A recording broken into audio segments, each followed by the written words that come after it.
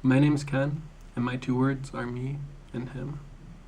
I grew up believing that my life was all about me, that ultimately what mattered most was that I became successful, however I wanted to define success, and that all of my efforts, my work, should be focused on that.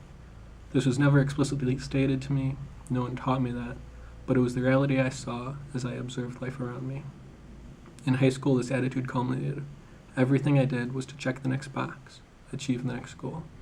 This led not only to me striving, but also to manipulating everyone I came in contact with.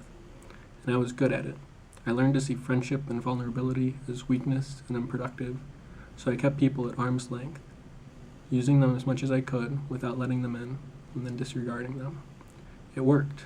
Socially, academically, I achieved everything I set out to do. I got into the U of I for electrical engineering and saw the next mountain to conquer. But at the same time, I felt empty. For everything I had accomplished up to graduating high school, I had nothing to show for it but an impressive resume and another box to check. Entering college, I had the same mentality, achieve no matter the cost, and I picked up right where I left off. However, early on, the guy that lived next door to me, let's call him Jake, decided we were going to be friends, best friends. As I started to hang out with Jake and his other friends, I noticed that they all seemed to have the thing I was looking for, satisfaction. While I was busy checking the next box, only to find another, they had a satisfaction that permeated all of their lives. Jake and his friends were Christians and would go to church in this thing called crew together. I had gone to church growing up, but I was disinterested and saw no use for it. Jake would try to talk to me about God sometimes, but I tried to avoid those conversations and that topic in general. Then one Saturday night, he asked if I wanted to go to church with him the next day. Having no good reason not to go, I went, and I heard a message that I had never heard before about Jesus, who offered to take away my sins, give me a clean record, and satisfy me with living water.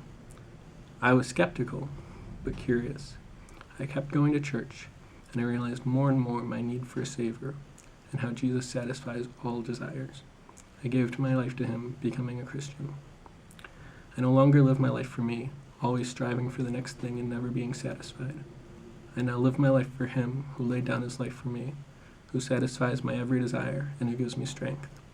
As a senior now, graduating and moving into the working world, I haven't stopped striving, but I now have a new motivation, Jesus. Knowing that the end result is secure, I strive for him with full confidence out of a deep satisfaction. My life used to be all about me, but now it's all about him. Those are my two words.